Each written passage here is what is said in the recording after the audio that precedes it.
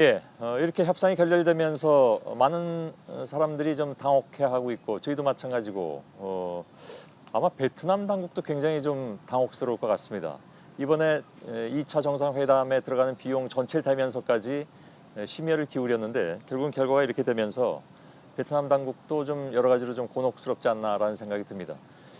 그 중에 한 군데 메트로폴 호텔 같은 경우에 하노이 선언이 탄생할 뻔했죠.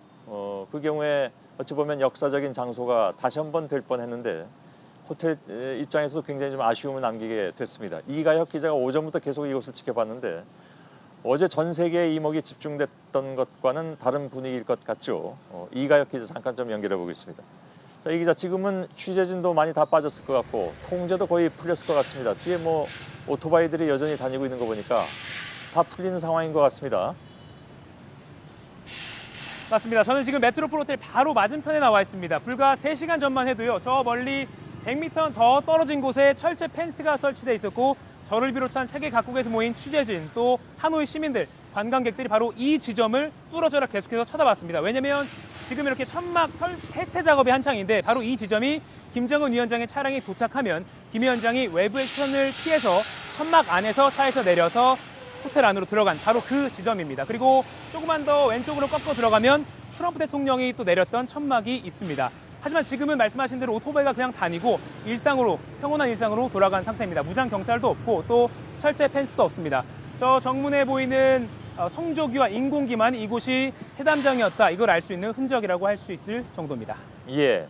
그래서 뭐 거꾸로 보자면 메트로폴 호텔은 북미가 두 번째 만나서 극적으로 회담이 결렬됐던 장소, 이렇게 좋은 의미는 아닌 다른 의미에서의 역사적 장소가 될 것 같긴 합니다.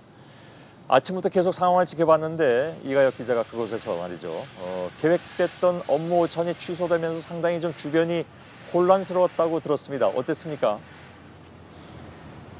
네, 당초 백악관이 밝힌 오늘 일정은 이렇습니다. 이곳 시각으로 오전 9시, 한국 시간으로 오전 11시에 두 정상이 호텔에 도착을 하면 40분 정도 단독 회담을 하고 그 이후에 2시간 10분 정도 배석자를 늘려서 확대 정상회담을 한 후에 점심 식사를 업무 오찬 성격으로 하기로 했습니다. 그런데 이 확대 정상회담이 계속해서 안 끝나고 길어지고 있다는 소식이 들렸고 두 정상이 오찬장으로 들어갔다 이런 소식도 계속 전해지지 않았습니다. 그리고 저희 JTBC와 계약을 맺은 베트남 현지 방송이 안쪽 상황을 계속 실시간으로 촬영을 해서 전송을 해줬는데 그 영상에서도 텅 빈 오찬장 영상이 나와서 뭔가 좀 이상하다 이런 추측이 계속해서 나왔습니다. 그리고 이곳에 있던 북한 측 경호 차량과 결국 김정은 위원장의 리무진까지 시동이 걸리면서 당초 합의문 서명을 하기로 한 오후 4시보다 30분 앞선 오후 3시 반에 양 정상의 차량이 각자의 숙소로 돌아갔습니다. 당초 오늘 오찬 메뉴로 생선 요리와 또 인삼 절편 이런 게 준비됐다고 하는데 이런 게 테이블에 오르지도 못한 겁니다. 예, 지금 그 화면은 김정은 위원장의 차량의 모습이 비치고 있습니다. 그러니까 회담장을 떠나는 그런 모습이 비춰지고 있는데 아무튼 낮 동안에 굉장히 숨가쁘게 돌아가면서 결국은 결렬로 귀결이 되고 말았죠. 그런데 가만히 보면 오늘 협상 결렬이 좀 지켜본 바에 따르면 좀 뭐랄까요, 갑작스럽게 느껴지는 것은 바로 이제 그 두 정상의 산책 모습도 알려지면서 꽤 화기애애 보였단 말이죠. 그건 어떻게 설명을 할 수가 있을까요? 맞습니다. 오전에 양 정상이 한 30분 정도 단독 회담을 마치고 이 호텔 안에 있는 정원에 통역자만 멀찌감치 대동한 채 나름대로 이렇게 좀 오붓하게 산책을 하는 모습이 연출이 또 됐습니다. 시간은 4분 정도로 길지는 않았지만 김 위원장이 트럼프 대통령에게 뭔가 미소를 지면서 말을 건네기도 하고 또 도중에 폼페이오 미 국무장관 또 김영철 노동당 부위원장과 또 만나서 4명이 또 미소를 지으면서 담소를 나누는 모습도 연출이 됐습니다. 그래서 외부에서 바라보기에는 뭔가 합의 내용이 기대와는 다를 수는 있더라도 공동 합의문에 서명을 하는 그 이벤트 자체는 열리지 않겠느냐 이런 추측이 지배적이었는데 결국 결론은 그와 달랐던 겁니다.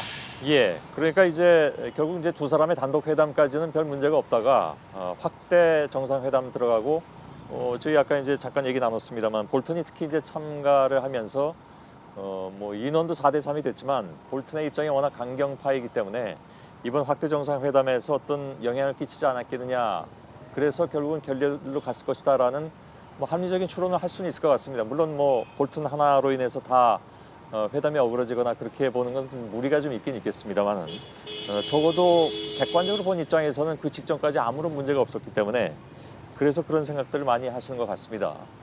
뭐 며칠 전에 이가혁 기자는 두 사람이 인쇄된 티셔츠도 입고 여러 가지 그 하노이의 분위기도 잘 전해줬는데 하노이 시민들 입장에서도 좀 황당하게 느끼거나 그럴 것 같습니다. 네, 이 평화의 도시 이 이미지를 좀 더 이렇게 좀 홍보를 하려고 했던 하노이 시 입장에서도 좀 아쉽게 됐습니다. 이게 오늘 아침에 베트남에서 발행된 국영 영자 신문 1면입니다. 이렇게 바로 이 메트로폴 호텔에서 어젯밤에 만난 두 정상의 사진이 전면을 통틀어서 이렇게 실렸습니다. 굉장히 기대감을 실은 그런 기사도 많이 있었는데 오늘 오후에 협상이 결렬다 이 소식이 또 온라인 매체를 통해서 전해지자 이 베트남 현지 네티즌들이 다양한 반응을 쏟아냈습니다. 그중에서 매우 놀랐다, 또 아쉽다 이런 의견도 있었고 또 3차 회담이 열린다면 이곳 하노이에서 다시 또 열렸으면 좋겠다 뭐 이런 기대 섞인 반응도 나왔습니다. 예.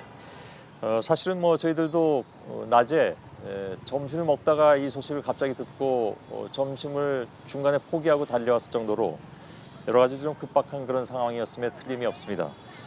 지켜보는 하노이 시민들도 물론 마찬가지였겠죠. 이가혁 기자가 전해줬습니다. 잘 들었습니다.